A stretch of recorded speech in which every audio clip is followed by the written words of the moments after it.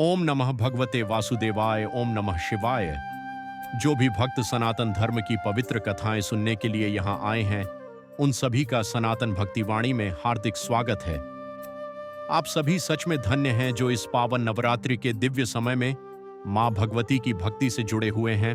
नवरात्रि का 5वां दिन अत्यंत पवित्र और कल्याणकारी माना जाता है। यह दिन समर्पित है मां स्कंद माता को, जो मातृत्व, प्रेम और करुणा का अद्भुत स्वरूप है। जब भी मां स्कंद माता का स्मरण किया जाता है तो एक अत्यंत शांत और दिव्य दृश्य हमारे मन में उभरता है, मानो एक दिव्य कमल पर विराजमान मां अपनी गोद में बाल रूप में भगवान स्कंद को लिए हुए हों। चारों ओर शांति का वातावरण हो और मां का आशीर्वाद भक्तों पर बरस रहा हो। मां स्कंद माता का यह स्वरूप हमें सिखाता है कि सच्चा प्रेम और करुणा ही जीवन की सबसे बड़ी शक्ति है। लेकिन क्या आप जानते हैं मां स्कंद माता का यह स्वरूप कैसे प्रकट हुआ और भगवान स्कंद का जन्म कैसे हुआ? कौन सी वह दिव्य कथा है जिसमें छिपा है मां के इस स्वरूप का गहरा रहस्य? इसके साथ ही हम आपको बताएंगे मां स्कंद माता की पूजा, विधि, शक्तिशाली मंत्र, विशेष भोग और ऐसे उपाय जो आपके जीवन में सुख और शांति ला सकते हैं। यदि आप भी मां स्कंद माता की कृपा अपने जीवन में पाना चाहते हैं तो इस पवित्र कथा को अंत तक अवश्य सुनें।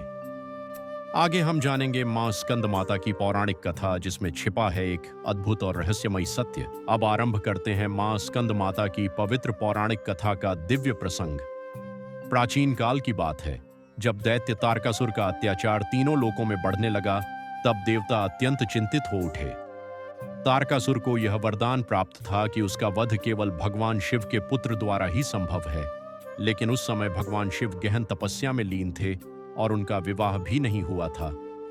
तब सभी देवता एकत्र होकर भगवान शिव और माता पार्वती का विवाह कराने का उपाय करने लगे।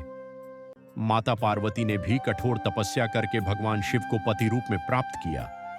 समय बीतने के बाद उनके यहाँ एक दिव्य बालक का जन्म हुआ जिसका नाम स्कंद रखा गया। यह वही बालक थे जिन्हें आगे चलकर भगवान कार्तिकेय के नाम से भी जाना गया। जब स्कंद बड़े हुए तो उन्होंने देवताओं की सेना का नेतृत्व किया। उनके तेज और पराक्रम से पूरा आकाश गूंज उठा। तब एक भयंकर युद्ध हुआ जिसमें भगवान स्कंद ने तारकासुर का वध कर दिया और तीनों लोगों को उसके अत्याचार से मुक्त किया। इस प्रकार मां पार्वती, जो स्कंद की माता थीं, उन्हें स्कंद माता के नाम से पूजा जाने लगा। मां स्कंद माता का यह स्वरूप मातृत्व, शक्ति और करुणा का अद्भुत संगम है। यह कथा हमें यह सिखाती है कि मां की शक्ति और आशीर्वाद से असंभव कार्य भी संभव हो जाते हैं। मां स्कंद माता के इस दिव्य स्वरूप का एक और अत्यंत प्रेरणादायक प्रसंग शास्त्रों में वर्णित है। जब भगवान स्कंद ने तारकासुर का वध कर दिया, तब तीनों लोकों में पुनः शांति स्थापित हो गई। देवताओं ने प्रसन्न होकर भगवान स्कंद और माता पार्वती की स्तुति की। उस समय मां पार्वती ने अपने उस दिव्य मातृत्व स्वरूप को प्रकट किया जिसमें वे अपने पुत्र स्कंद को गोद में लेकर विराजमान थीं। मां का ये स्वरूप अत्यंत शांत और करुणामय था। वे कमल के पुष्प पर विराजमान थीं और उनके चारों हाथों में कमल और आशीर्वाद की मुद्रा थी। उनकी गोद में बाल रूप में भगवान स्कंद विराजमान थे, जिनका तेज अत्यंत दिव्य था। मां के इस स्वरूप को देखकर सभी देवता भाव विभोर हो गए। मां स्कंद माता का ये रूप केवल शक्ति का ही नहीं बल्कि प्रेम, करुणा और संरक्षण का भी प्रतीक है। कहा जाता है कि जो भी भक्त सच्चे मन से मां स्कंद माता की पूजा करता है, उसे संतान, सुख, शांति और जीवन में संतुलन प्राप्त होता है। मां का ये स्वरूप हमें ये सिखाता है कि सच्ची शक्ति केवल बल में नहीं बल्कि प्रेम और करुणा में भी होती है। मां स्कंद माता अपने भक्तों को मां के समान स्नेह और संरक्षण प्रदान करती हैं। अब जानते हैं मां स्कंद माता की पूजा विधि के बारे में, जिसे नवरात्रि के 5वें दिन करना अत्यंत शुभ और फलदायी माना गया है। प्रातःकाल ब्रह्म मुहूर्त में उठकर स्नान करें और स्वच्छ तथा हल्के पीले या सफेद रंग के वस्त्र धारण करें। इसके बाद घर के मंदिर या किसी शांत स्थान पर मां स्कंद माता की प्रतिमा या चित्र स्थापित करें। सबसे पहले एक कलश स्थापित करें और उसमें स्वच्छ जल भरें। कलश के ऊपर आम के पत्ते रखें और नारियल स्थापित करें। अब मां के सामने घी का दीपक जलाएं और धूप अर्पित करें। इसके बाद मां स्कंद माता को सफेद या पीले फूल अर्पित करें। अब शुद्ध मन से मां का ध्यान करें और उनसे अपने जीवन में सुख, शांति और संतान सुख की प्रार्थना करें। इसके बाद मां स्कंद माता के मंत्र का जाप करें। ओम देवी स्कंदमाताये नमः। इस मंत्र का 108 बार जाप करना अत्यंत शुभ माना गया है। जाप करते समय मन को एकाग्र रखें और पूरी श्रद्धा के साथ मां का स्मरण करें। इसके बाद मां को भोग अर्पित करें। माँ स्कंदमाता को विशेष रूप से केले का भोग अत्यंत प्रिय माना जाता है। भोग अर्पित करने के बाद आरती करें और अंत में प्रसाद को सभी में बांट दें। यदि इस विधि से माँ स्कंदमाता की पूजा की जाए तो जीवन में सुख, शांति और समृद्धि का संचार होता है।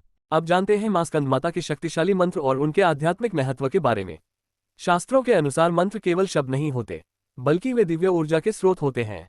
जब कोई भक्त सच्चे मन और श्रद्धा के साथ मंत्र का जाप करता है तो वह सीधे देवी शक्ति से जुड़ जाता है। माँ स्कंदमाता का प्रमुख मंत्र है ओम देवी स्कंदमाताय नमः। इस मंत्र का नियमित जाप करने से भक्त के जीवन में शांति, सुख और संतुलन का संचार होता है। इसके साथ ही एक और शक्तिशाली स्तुति मंत्र बताया गया है, सिंहासनगता नित्यम पद्माश्रित करद्वया शुभदास्तु सदा देवी स्कंदमाता यशस्विनी। इस मंत्र का अर्थ है कि माँ स्कंदमाता अपने भक्तों को शुभ फल और यश प्रदान करती हैं। यदि इस मंत्र का जाप नवरात्रि के 5वें दिन विशेष रूप से किया जाए तो इसका प्रभाव कई गुना बढ़ जाता है। जाप करते समय शांत स्थान पर बैठें, आंखें बंद करें और माँ के दिव्य स्वरूप का ध्यान करें। मन में ये भावना रखें कि माँ की कृपा आपके जीवन में सुख और शांति भर रही है। ये साधना धीरे धीरे आपके मन को शांत और संतुलित बनाती है और जीवन में सकारात्मक परिवर्तन लाती है। अब जानते हैं माँ स्कंदमाता के विशेष भोग और उनके आध्यात्मिक महत्व के बारे में। शास्त्रों के अनुसार नवरात्रि के 5वें दिन माँ स्कंदमाता को विशेष रूप से केले का भोग अत्यंत प्रिय माना जाता है। केला शुद्धता, पोषण और ऊर्जा का प्रतीक माना जाता है। जब भक्त सच्चे मन से माँ को केले का भोग अर्पित करता है तो उसके जीवन में भी सुख, शांति और समृद्धि का संचार होता है। इसके साथ ही दूध से बनी मिठाइयाँ भी माँ को अर्पित की जा सकती हैं। भोग अर्पित करते समय ये ध्यान रखना चाहिए कि वह पूरी तरह शुद्ध और सात्विक हो और उसे प्रेम और श्रद्धा के साथ अर्पित किया जाए। केवल औपचारिकता के रूप में किया गया भोग उतना फलदायी नहीं होता जितना कि सच्चे भाव से अर्पित किया गया भोग। भोग अर्पित करने के बाद उसे प्रसाद के रूप में सभी में बांटना चाहिए। इससे घर में सकारात्मक ऊर्जा का संचार होता है और परिवार में प्रेम और शांति बनी रहती है। माँ स्कंदमाता को अर्पित किया गया ये भोग भक्त के जीवन में सुख और संतुलन का मार्ग खोलता है। अब जानते हैं माँ स्कंदमाता के विशेष उपायों के बारे में जो नवरात्रि के 5वें दिन करना अत्यंत शुभ और फलदायी माना गया है। शास्त्रों के अनुसार यदि किसी व्यक्ति के जीवन में मानसिक अशांति हो, परिवार में तनाव बना रहता हो या संतान से संबंधित चिंता हो तो माँ स्कंदमाता की विशेष साधना करना अत्यंत प्रभावशाली माना जाता है। इस उपाय के लिए नवरात्रि के 5वें दिन प्रातःकाल स्नान करके स्वच्छ वस्त्र धारण करें। इसके बाद माँ स्कंदमाता के सामने घी का दीपक जलाएं और उन्हें सफेद या पीले फूल अर्पित करें।